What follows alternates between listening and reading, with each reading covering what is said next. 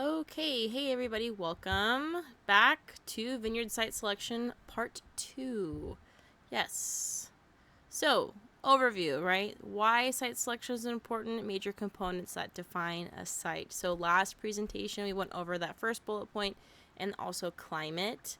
Today we're going to go over topography, soil, and water requirements and quality for a vineyard site. So, topography, just to get us started. So topography, just like a topographical map, right, will show you what the land looks like as far as elevation, latitude, slope, and then also aspect as well. So these are all very important for selecting a vineyard site, knowing what varieties are going to be successful there, what the climate conditions are going to be, right? So topography impacts the climate of that specific area or that mesoclimate of that vineyard you're working with, that specific site. So understanding these things is going to be very important when you select a site, but also just it's nice to know that all of that, when viticulturists talk about their land, they're like, oh, these south-facing slopes, and oh, the cool air that comes off of the back of the mountains. It's not just marketing shenanigans. This is like actual like geoscience to the area and climate and how it impacts the agriculture there. So it's a lot of legitimate stuff here. So aspects of topography, of course, elevation, latitude, slope, and aspect. So let's start with elevation. Elevation is the height of a given level, especially above sea level, right? Vineyards at a higher elevation typically have the following characteristics. So one, temperature. As you get higher in elevation, it gets cooler, generally speaking, right? This can help slow the ripening process, help preserve acidity in grapes. Generally speaking, for every 330 foot climb in elevation, the temperature drops 1.1 degree Fahrenheit, which makes sense. So I've worked both in El Dorado and Amador counties. El Dorado being around 2,200 to 3,000 feet in elevation at the vineyards I worked at specifically, and then also in Amador we were closer down to 500 feet above sea level. So a huge change in elevation between these vineyards, and I could tell you what my commute of the daily highs between my drive from El Dorado to Amador and back home, it was about 10 degrees hotter in Amador County than it was in El Dorado. So this very much holds up true, of course. Not that we would be challenging that, but just a little reference to help you remember. Sun exposure, right? So vineyards at higher elevation often get more intense sunlight, which will help improve that phenolic development and color in the skins. You'll see a greater diurnal temperature range, so the swings between the high in the day and the low in the night temperature. This can help enhance flavor complexity and balance of ripening grapes, which we talked a little bit about last presentation. Air drainage. Air drainage is very important, right? We're going to talk about that in a moment, but so cold air flows downhill at high elevations, which will help reduce frost risk on slopes compared to valley floors. And that's because as the cold air drains, wherever it pools or sits, that's where frost is going to form first. So as long as it flows through your vineyard and it doesn't settle in your vineyard, then you should be in a really good spot, right? And then next we have soil drainage. So elevated sites typically have well-drained thinner soils, which can limit the vine vigor and concentrate the fruit. And again, that's just a very broad generalization that's not applicable to every single higher elevation region, right? It just really depends on what site you're looking at specifically. Okay, next, latitude. So latitude is the opposite of longitude, right? So latitude is the angular distance of a place north or south of the Earth's equator. So it's the part that goes across the horizon there, or latitude-wise. Longitude goes up and down.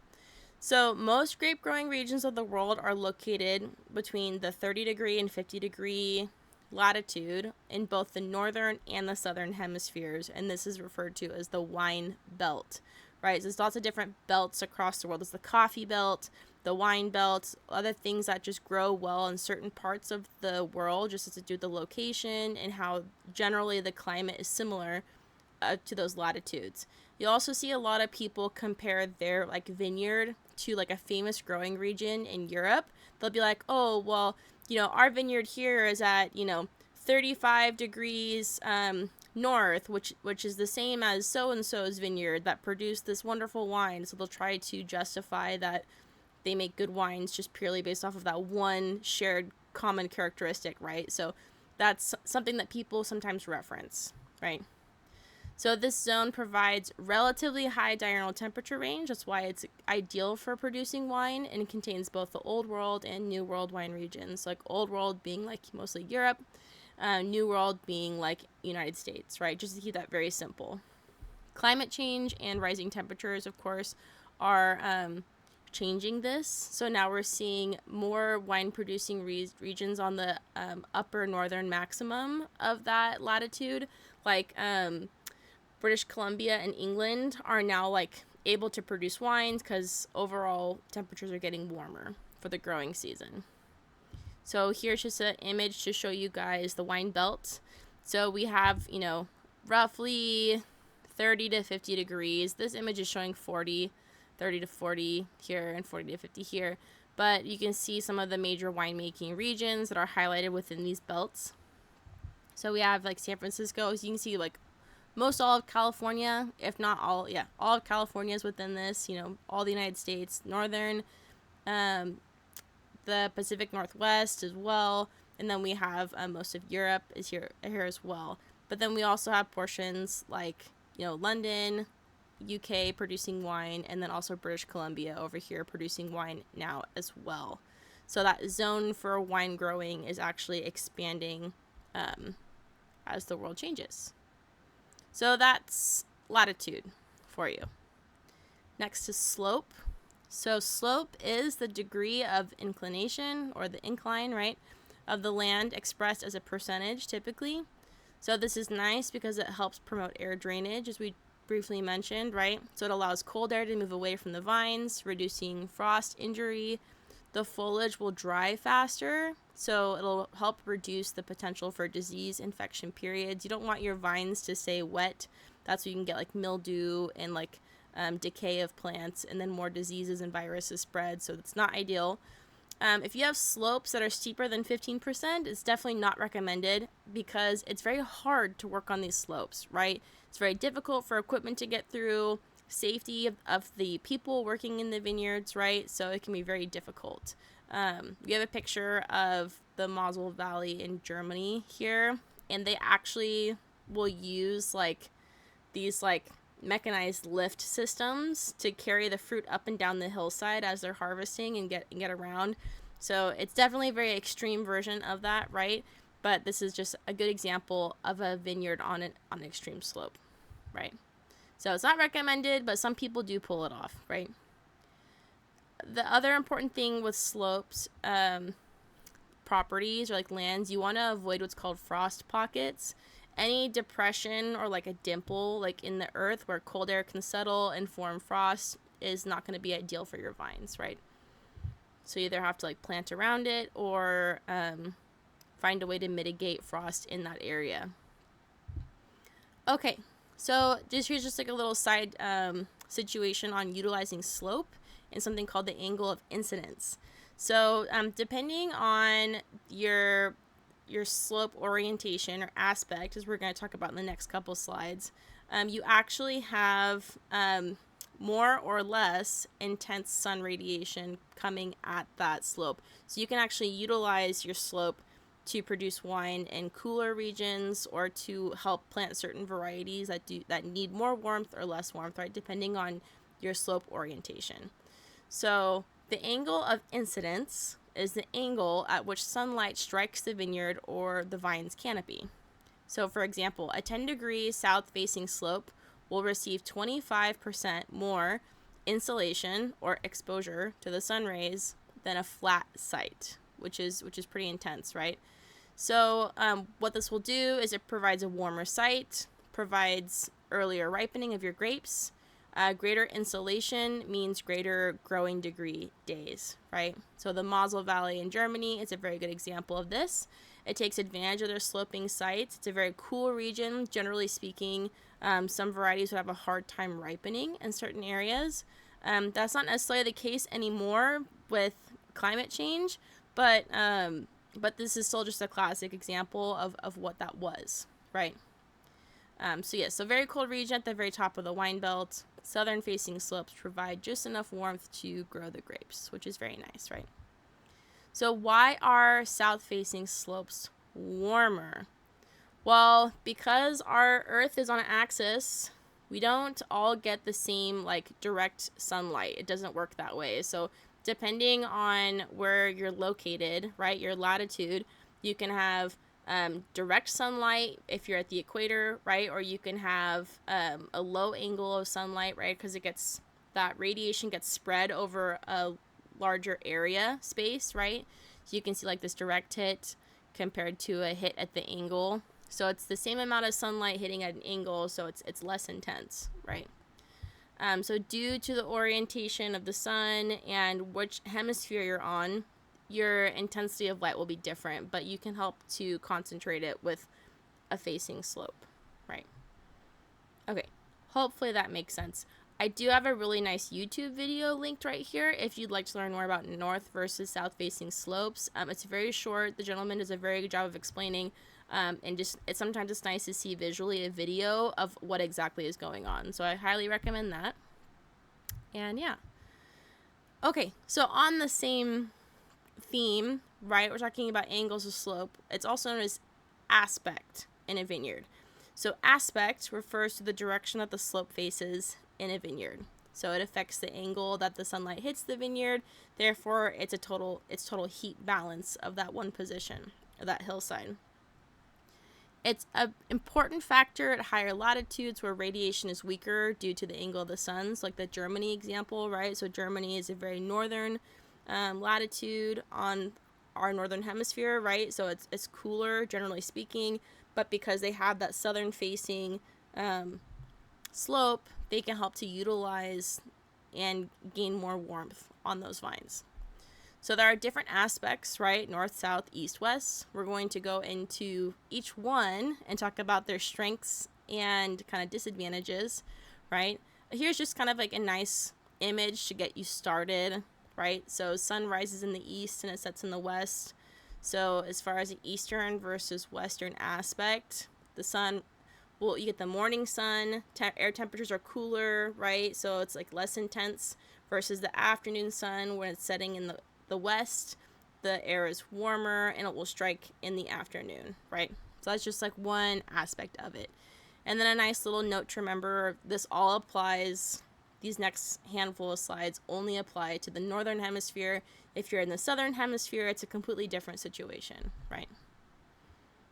Okay, so if you have a southern facing aspect, I would start with this since we talked about it with the Germany example.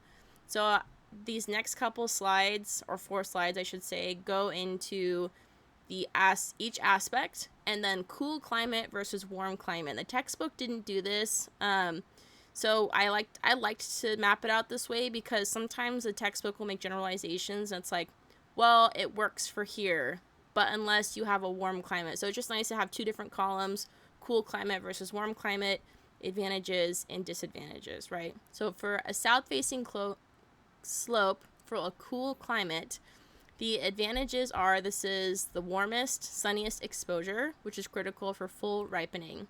It'll reduce frost risk, warms early in the day, which is nice, produces riper, rich flavors, and balanced sugar and acidity.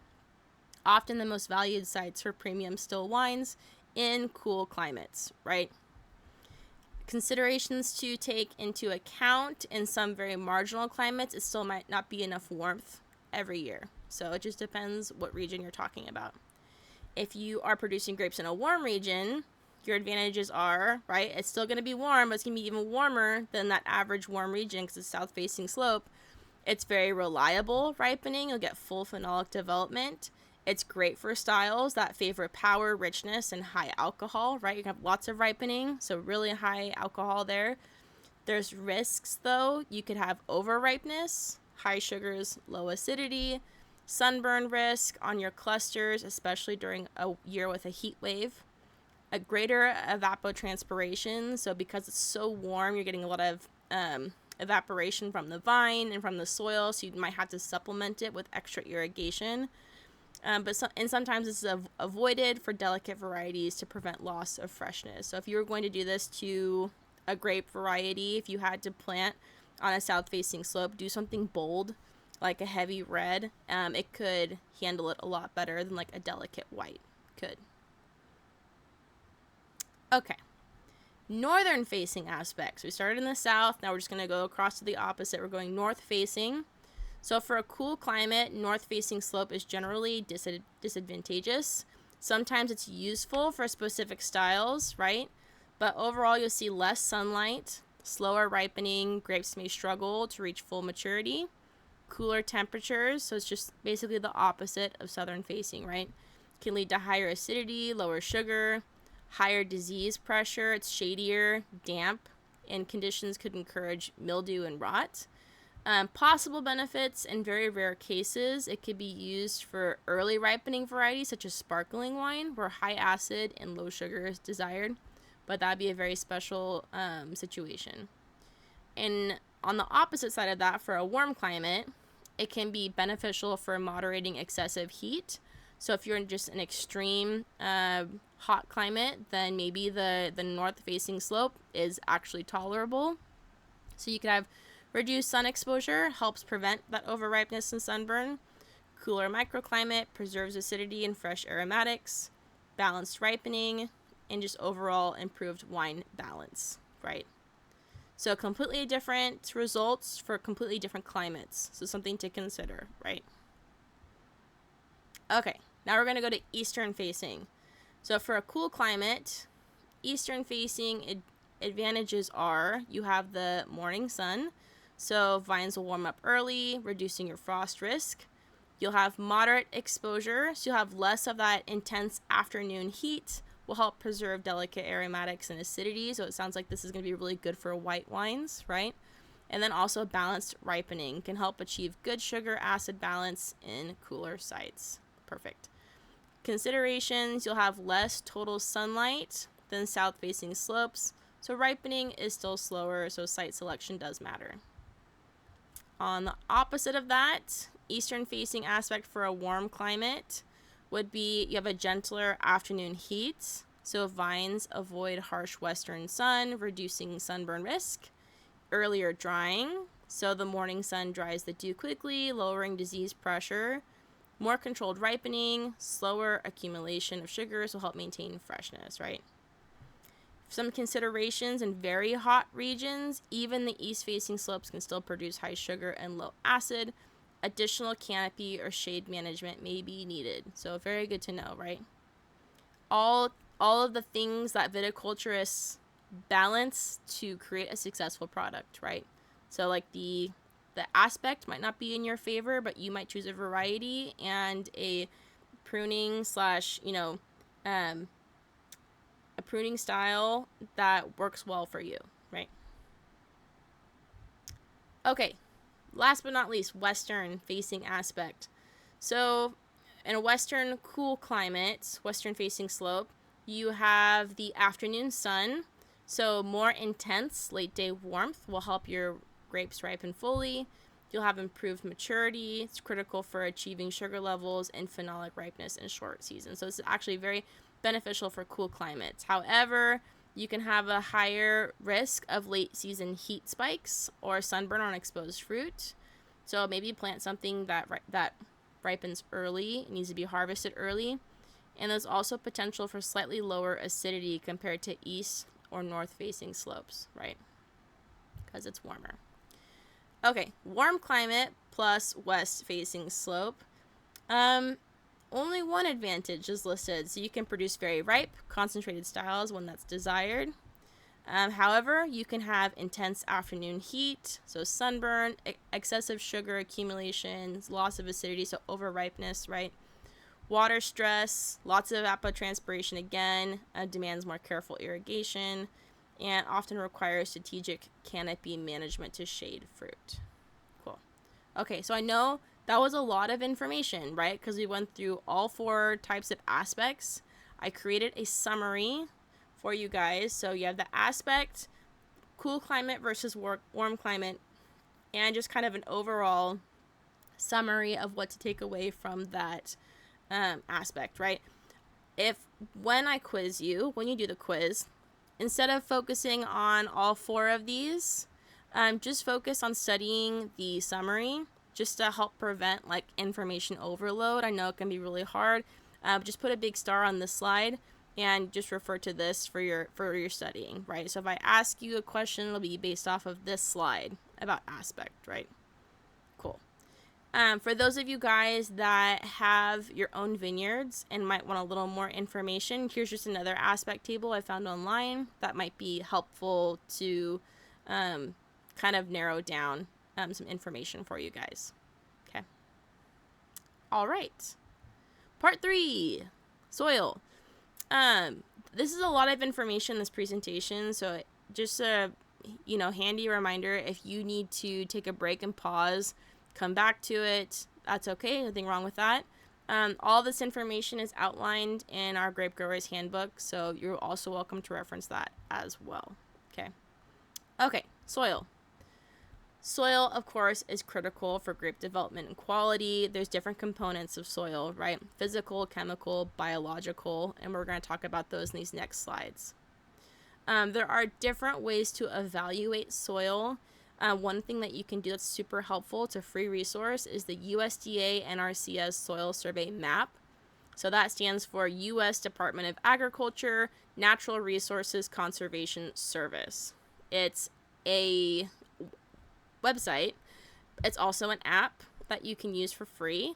And what you can do is you can highlight an area of interest, and then you can look at the soil map, and then it'll tell you these are just acronyms for the different soil profiles that are in this map. Nowhere specific or necessarily important for this class, but what you can do is you can actually, when you're on the website, select each of these individual like acronyms, and it'll pull up all the information about like what type of soil that is, the percent sand, silt, and clay it is, the drainage, what it came from, is it like metamorphic, right, is it sedimentary, etc. And it can help to really set like a foundation for what you're trying to learn about your site, right? And you can look up any site, you can type in an address, you can highlight a very specific block of a vineyard. If it's a vineyard that's already established, you can go in and create like a little boundary, and it can tell you exactly what's in it. So it's very, very helpful. If you are starting a new vineyard, or even if you have an established vineyard, it can help you identify what areas you need to sample from. So because these are all, like say in this top picture, these are all different soil classes, soil types, soil classes is the best word, sorry. If this was a plot that was going to be a vineyard, you'd want to sample, something in this section 10, something in this section, the STDD, and then this GRLC, and so on, right? So different soil classes will give you different characteristics, which might give you different strategies for how you want to manage that for your vineyard, right? Some of these might need more water than others. Some of these might need nutrients. Some of these you might need to improve the drainage on them, right? So all very important in helping you learn about the soil. The other thing that you can do, well, one of the other things, we have one more after this, is soil electrical conductivity. If you'd like to read more about it, it's on page 47 of our textbook. It's kind of like a lot on top of everything I'm already presenting to you. Essentially, like it gives you a map that looks like this in the bottom right, and different colors reflect different conductivity rates, and this can give you a more accurate image. These are not the same land, by the way, these are different properties.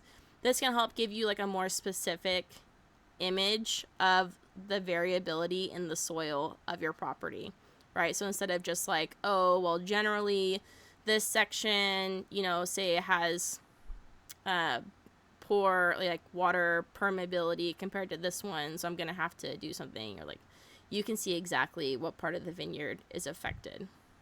So just a little more accurate, but you're welcome to read more about that if you want. Not required for the quiz, but what is required is that you can identify that the soil survey map, soil electrical conductivity, and excavating, those 3 components all help towards evaluating your soil, right? So those would be the 3 things I want you to identify.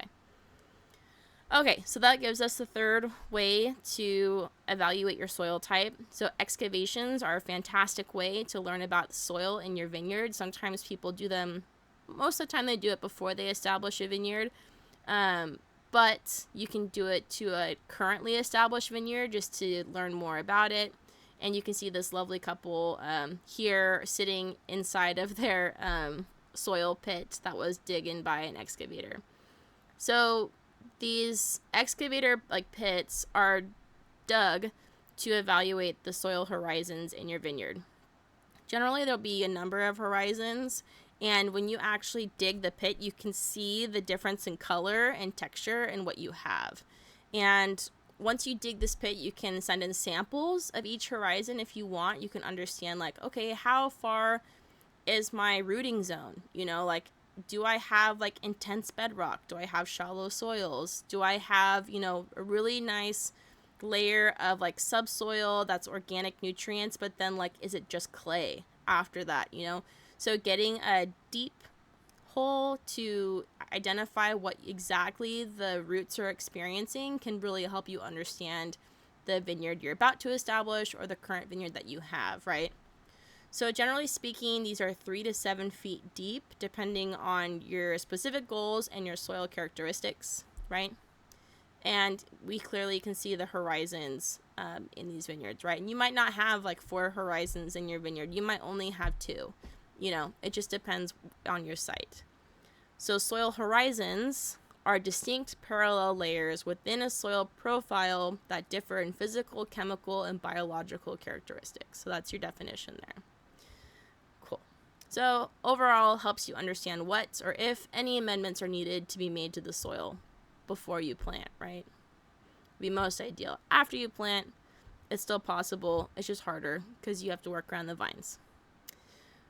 Okay, so we have physical properties of soil and chemical properties of soil. So physical properties include texture, structure, drainage, depth, and water holding capacity, right? Texture. So there are only 3 types of soil textures. There's sand, silt, and clay.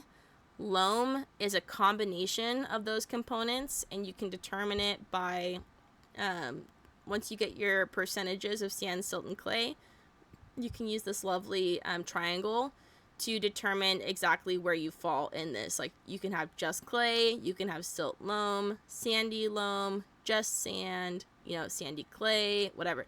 So just depending on your percentages of sand, clay, and silt, you can identify your soil texture with this triangle, right? So ultimately, why it matters in a vineyard is because it's going to influence the water retention and drainage of your soil. Clay is very fine, sand is very large and grainy, and silt is in between those two, right, in texture and size. So clay has the ability to really hold on to a lot of water just because of the high amount of surface area on it. It just holds onto water really well, and it can actually waterlog your plants. It's not ideal for a lot of plants, and it can cause root rot and be very hard for your vineyard, right? So that's just kind of an overview, right? And then sand is on the opposite side of that, where water just runs right through sand, and maybe it doesn't have any water capacity left in it to actually feed the vines, and then the vines could be having a really hard time to pick up any water. So the most ideal form is of soil texture is some kind of loam, right? So somewhere in this section here, so that way that we have good drainage and we can pick up some water, and we don't get waterlogging, right? Cool. It also impacts the nutrients that are available and the ability for the roots to penetrate through the soil. And it also impacts temperature. So lighter soils will warm faster and aid in the ripening of the fruit, which is nice. So example, sandy soils drain quickly and warm rapidly, which is good for early ripening. Clay soils hold more water and nutrients but stay cool and wet. So you could get waterlogging and rot in your roots if you have too much clay, right? Okay, structure, on the other hand, is how soil particles aggregate together. So why does soil structure matter? Has a lot to do with what's the word I'm trying to think of right now? I can't think of the word. Soil erosion. That's the word. Here we go. So the more that your aggregates stick together, the healthier your soil is, but also the less likely your soil is to fall apart, right? So this is like a really good example of soil erosion. Oh, look, it's our friends with NRCS. Fantastic. So here's just two really good examples of this has good soil structure and aggregation, and this does not, right? It's falling apart through the water. So why soil structure matters? Well, soil erosion is one of them. Helps to prevent that, but it also determines the porosity of your soil. Soil roots need air. We don't really think about it because underground and we can't see them, but roots need air and they need to breathe in addition to drinking to provide a healthy, happy plant. So the porosity or space for air and water movement is extremely important. The good structure allows the roots to access oxygen and nutrients, and it also influences the resilience to compaction, which is nice because compaction means water won't get through, air can't go through, and it's not a good time for plants or the soil. So well-structured, crumbly soils promote healthy root systems and balance vine vigor is our example. Okay, moving into drainage. A lot of these kind of like intersect with each other, so it might seem a little repetitive, but hopefully it starts to click the more that we talk about it, right? So drainage is extremely important because we don't want waterlogging, essentially, right? So excess water stresses roots, reduces oxygen, causing disease and poor growth, right? Good drainage encourages deep rooting and limits excessive vigor, which is also essential for avoiding rot and fungal diseases, right? So a kind of a side question, why would it be important for grapevines to develop deep roots, right? Well, it helps them become more drought resistant, first of all. You give them more space to find more nutrients and more water, and they have a better chance of surviving in a situation where they can't receive irrigation, right? So very important. We have a picture of that down here, right? So if you have an undrained land, the roots aren't going to grow because they don't have to. If you have drained land, you're going to have really healthy roots that can absorb more nutrients because you've given it more space to grow, and it'll have a higher success rate as well, right? And then up here we have a picture of very poorly drained lands. You can see all the water puddling up, which is not good, right? Cool. So that's drainage. Oh, another thing I wanted to say, and this kind of goes to soil depth too. If you have proper drainage and good soil depth, and your plants, just in general, or especially grapevines, can establish really deep roots, that is one of the reasons for success in some of the oldest living vineyards in California, or at least it's been hypothesized, right, that there are sandier soils in some parts of Amador, and the vines have been able to grow very, very deep roots, and that's how some of these abandoned but historic vines were found after being abandoned for so many years and are still alive after all this time, right? So that's why the deep soils help a lot. Okay, so yeah, soil depth, why it matters. Allows the roots to explore a larger volume for water nutrients. Shallow soils can restrict vine growth, which is not necessarily a bad thing. There are some very famous regions across the world that have shallow soils. Spain is one of them, and this can naturally limit yields and concentrate flavors of vines. So not a horrible thing, just needs to be like monitored and utilized just like anything else, right? And then the depth will affect resilience to drought, and that is important, right? So if you are looking to save water on irrigation, if you want dry farm, or you understand that you don't have deep soil, so you will need to irrigate, so you plant appropriately, depth is a big part. Soil depth is a big part of that, right? Cool. All right, which brings us to water holding capacity. Another thing you're going to want to know if you want to establish a vineyard, and that really is how much water does my soil retain, right? This is important because if your soil doesn't retain any water, you're going to have to irrigate a lot. If your soil retains a lot of water, then you won't have to irrigate, and that could save you a lot of money, and that could be great, right? So really it determines how long vines can access moisture between rains or irrigations. It will impact your vine stress, which influences fruit quality and yield. Balancing water availability is critical. Too much leads to vigor, and too little to drought stress. So you'll have to understand what your water holding capacity is, right? And here's just a simple chart of the available water and the storage limits depending on your soil texture. So sand holds the least amount of water, right? So percent volume of soil water, so holds the least.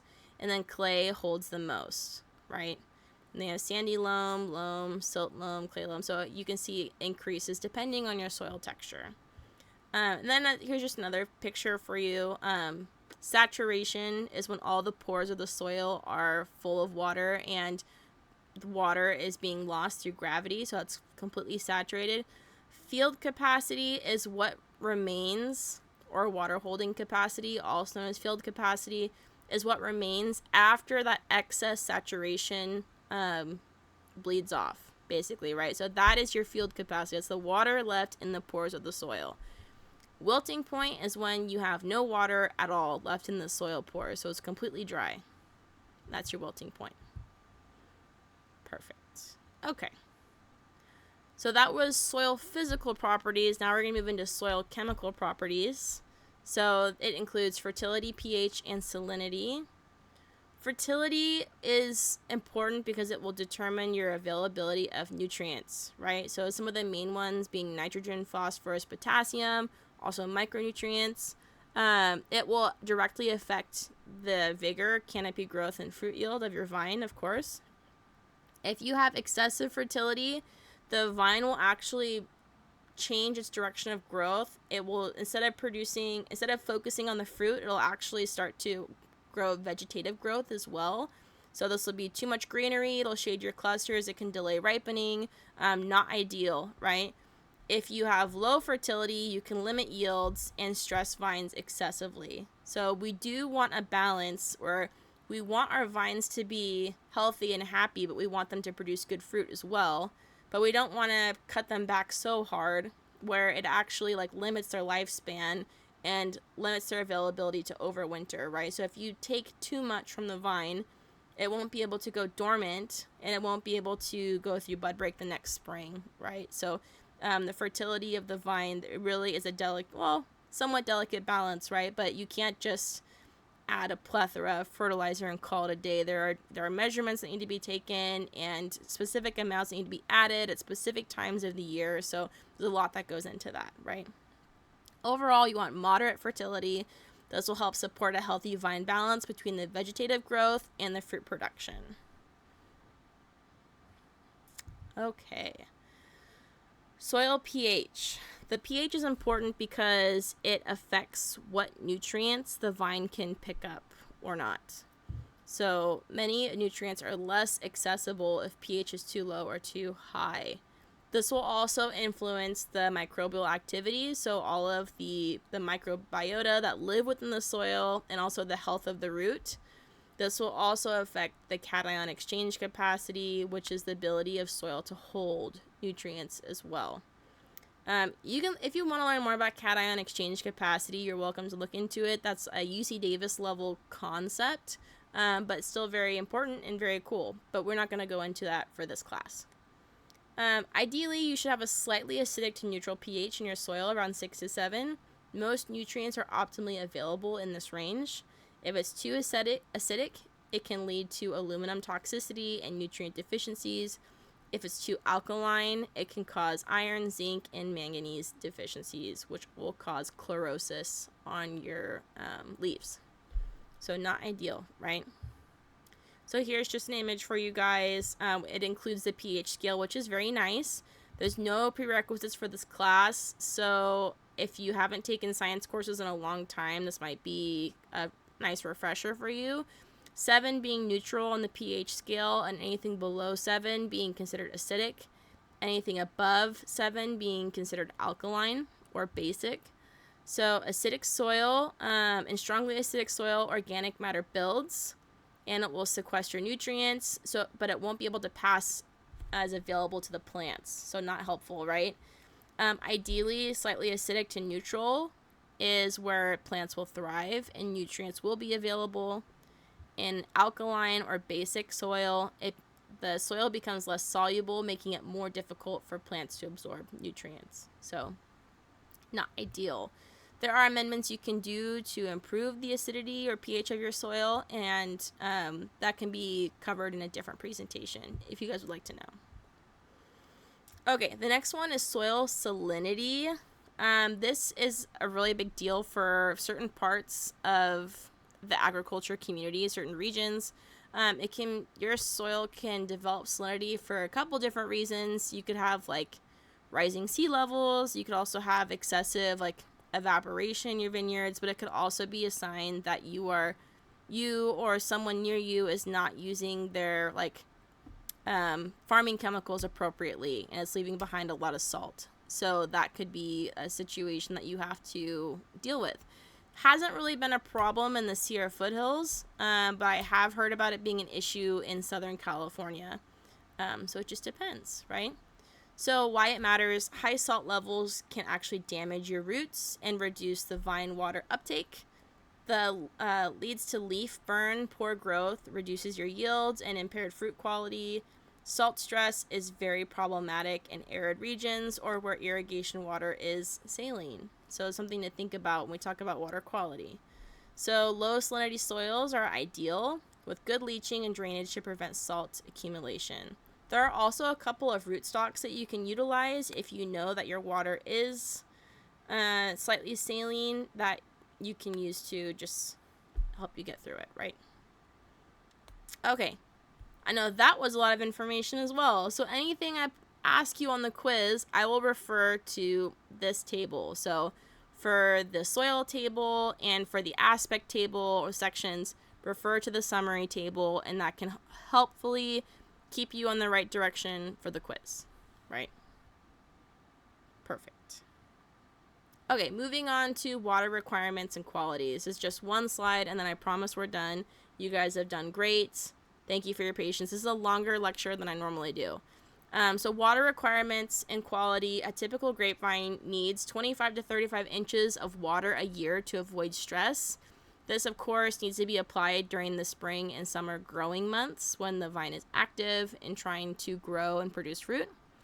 It can be obtained through rainfall and additional irrigation practices. It just depends on your region, what your rainfall is, and your farming style and techniques, right? As far as quality goes, if you're using well water, you need to make sure it's analyzed. There could be certain components in there that's toxic to your vines that might need to be purified before you use it for irrigation. If you have hard water, it'll form white film deposits in your pipes, and that could be a huge problem down the road to fix. Anytime you have to dig up a pipe and fix irrigation, it's always a huge workload, and no one enjoys it. So it's something to consider before you set everything up, right? Also, if you have irrigation water with high levels of salt, this will be problematic, right? But like I said earlier, there are some rootstocks that are tolerant to low levels of salt. Cool. So ultimately, when people ask, what grape varieties should I plant?